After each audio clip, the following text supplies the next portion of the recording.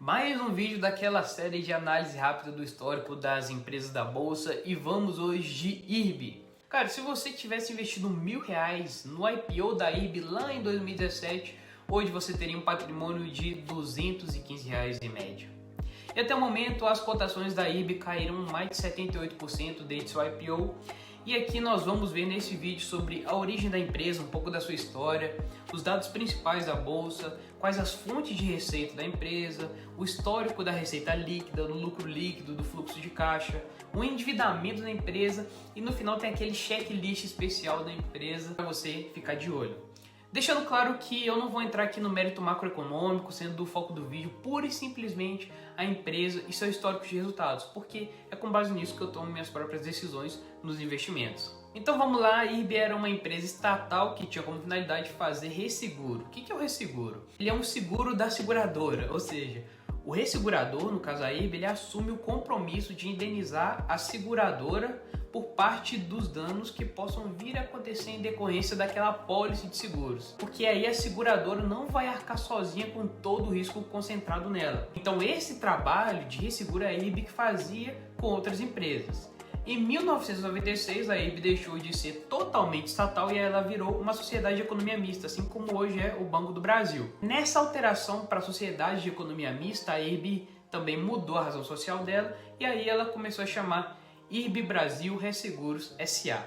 Em 2013 a IRB foi privatizada e hoje os sócios majoritários são o Bradesco Seguros com 16% e o Itaú Seguros com 12%. E sem mais delongas, vamos agora para os dados da Bolsa de Valores. O nome da empresa é IRB Brasil Resseguros S.A., código de negociação IRBR3, fundação 1939, o IPO foi em julho de 2017, setor de atuação é o financeiro, subsetor previdência e seguros, segmento de listagem dela é o novo mercado, ou seja, o nível mais alto de governança corporativa. Ela tem um excelente free float de 99%, 100% de tag along, seu valor de mercado hoje é de 2,8 bilhões. E agora vamos ao que a empresa faz e como ela ganha dinheiro. E nesse momento aqui eu vou ser obrigado a pegar a minha colinha. Não se preocupe, eu vou compartilhar a tela com você aqui agora para ver como a IRB ganha dinheiro. Como já sabemos, a IRB ganha seguro com resseguros e no fechamento de 2021 ela fechou com a seguinte representatividade de receita. 19,7% veio de segmento patrimonial. E o que é isso? É cobertura de seguro para prejuízos causados à estrutura da propriedade e ou conteúdo de instalação, maquinismo, móveis, utensílios, decorrente de incêndio, raio, explosão, podendo ainda estender a cobertura aos prejuízos causados por vendaval, impacto de veículos, impacto de aeronaves, por exemplo. O próximo ponto que a gente tem aqui foi 2% de rural de representatividade. A cobertura de resseguro para riscos agrícolas, pecuários, danos às benfeitorias e aos equipamentos agrícolas, bem como de vida para produtores rurais. Protege o produtor rural, em especial contra perdas decorrentes de fenômeno climático. 10,09% veio de petróleo, cobertura de resseguro para bens e equipamentos de responsabilidade civil decorrente dos riscos ligados às operações de prospecção, perfuração e produção de petróleo e gás, onshore ou offshore. 6,3% vieram de resseguro de pessoas. Cobertura de resseguro tem por objetivo a proteção pessoal, proporcionando garantias financeiras na hipótese de decorrência de danos físicos imprevisíveis aos indivíduos segurados, dentre os quais a mais comum é seguro de vida. 3,4% vieram de transportes, que é cobertura de resseguro para prejuízos causados aos bens segurados durante o transporte em viagens aquáticas, terrestres e aéreas em percursos nacionais e internacionais, podendo ainda a cobertura ser estendida para período de permanência das mercadorias em armazéns. 2,7% vieram de responsabilidades, aqui é muito grande, então não vou ler tudo. Cobertura de resseguros para riscos que envolvem responsabilidade de segurado civilmente por meio de sentença judicial decorrente de danos involuntários, materiais ou pessoais causados por terceiros. Tais responsabilidades cobrem atividades de operações, instalações, produtos no Brasil e exterior, prestação de serviços ao empregador. 1,9% vieram de riscos financeiros, que é cobertura de resseguros para o risco de inadimplência contratual, tanto em contratos privados quanto públicos. Adicionalmente, para abranger a cobertura de riscos inerentes à operação de crédito, bem como nos riscos comerciais e nos riscos políticos das operações de exportação. 1,2% vieram de marítimos, que é a cobertura de resseguros para prejuízos sofridos pelo segurado ou beneficiário por perdas e danos decorrentes de acidentes com a embarcação durante a construção, operação, reparo ou desmonte. 0,9% de aeronáuticos, que é a cobertura de resseguros para riscos que envolvem atividade econômica, incluindo danos à aeronave e responsabilidade civil pela sua cobertura e perdas decorrentes de atos de guerra. 0,6% vieram de automóvel, que é a cobertura de resseguro para perdas parciais e indenização integral, que garante a reposição dos prejuízos materiais ao veículo segurado em consequência de colisão, incêndio, roubo ou furto, e pode ainda haver cobertura de responsabilidade civil com garantia das despesas e em caso de danos materiais causados a terceiros decorrentes de acidentes com veículos segurados. Ainda a cobertura de acidentes pessoais aos passageiros em caso de morte e invalidez permanente dos ocupantes do veículo veículo segurado na hipótese de acidente de trânsito.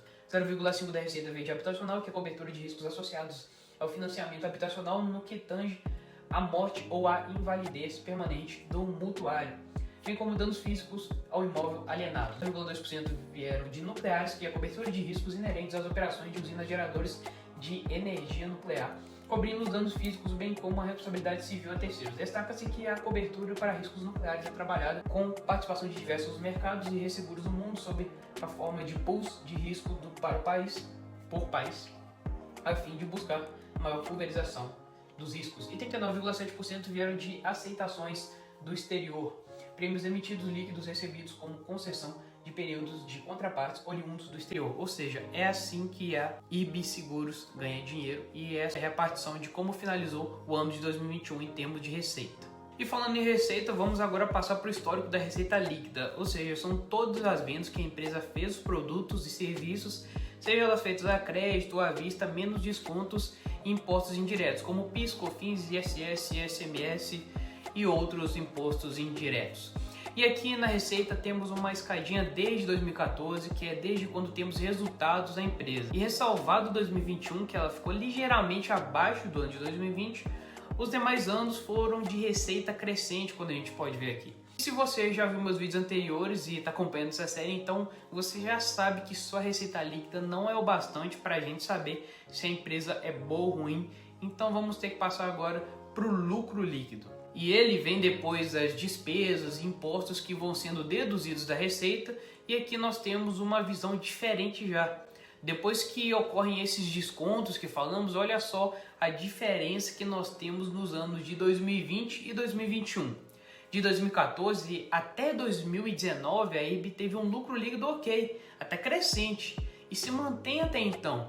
Mas quando a gente chega nos anos de 2020 e 2021, já virou para o prejuízo, provavelmente pelos efeitos pandêmicos e os contratos que ela tinha há mais tempo também. Mas a empresa ela vem tentando erguer, e por isso a gente vai para a próxima faixa, que é o FCO. Aqui é o fluxo de caixa operacional. Aqui a gente vai saber os resultados das entradas e saídas financeiras considerando o operacional cotidiano da IRB.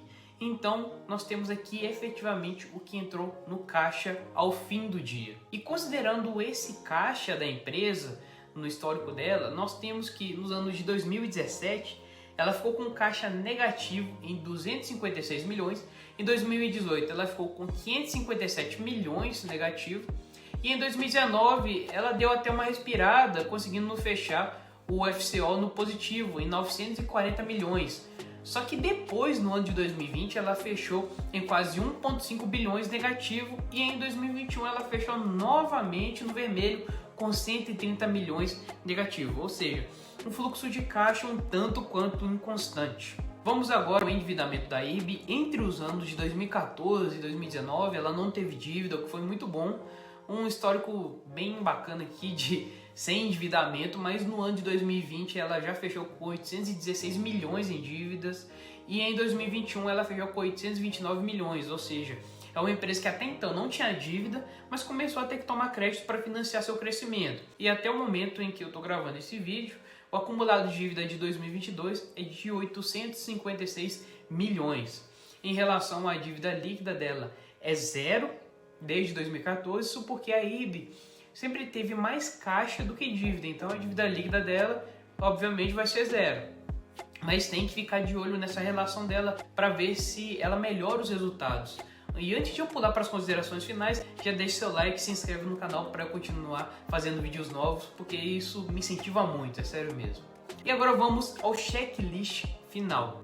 Primeiro ponto é a governança corporativa. Sim, ela tem listagem no novo mercado, nível mais alto de governança, mas essa é a parte também que mais me preocupa na IRB. Porque teve aquela parada lá do Warren Buffett querendo comprar as ações, aí os executivos disseram que é verdade, quando foi ver era mentira. Outro ponto que deixou bem alerta no caso da governança foi quando houve aquela carta da esquadra falando que os balanços estavam errados, e realmente eles estavam. Teve aquele negócio da intervenção da SUSEP, enfim, o maior rolo com a IRB. Ainda tem outro ponto, os executivos só vão aumentando suas remunerações mesmo que a empresa só dá prejuízo. Então, a empresa ela é boa para os executivos, mas para os acionistas que é bom, não está dando tanto resultado assim não. Outro ponto, lucratividade. O ROI dela em 2019 foi bacana, mas em 2020, 2021 e até o parcial de 2020, ela está em prejuízo, então eu ligaria a luzinha amarela para a IRB nesse ponto, é algo para ficar de olho mesmo. Outro ponto, geração de caixa. A geração de caixa da IRB é inconsistente, desde o IPO ela não conseguiu manter 4 anos consecutivos com fluxo de caixa operacional positivo, e a gente tem que ver no fechamento de 2022 como é que vai ser, e tomara que ela consiga fechar bem esse ano, até porque ela é uma empresa que é líder no mercado de resseguros, e se tem uma empresa que pode dar certo nesse segmento é ela mesma. Outro ponto, o endividamento. Ela não tinha dívidas até 2019, mas depois de 2020 ela começou a tomar um pouco de dívida para ajudar o crescimento, novos projetos, e atualmente está até tranquilo em relação à dívida líquida dela por causa do seu caixa. Mas isso daí de problemas em relação à constância de geração do fluxo de caixa é uma coisa que deve ser observada em relação à dívida também. Minha opinião sobre a empresa, uma opinião particular. Para os meus critérios de análise, a IRB não passa, até porque nós, como investidores pequenos, temos uma segurança de investir em uma determinada empresa pela transparência que a gestão passa aqueles números, porque é ali que a gente vai ter o parâmetro se a empresa é boa ou ruim.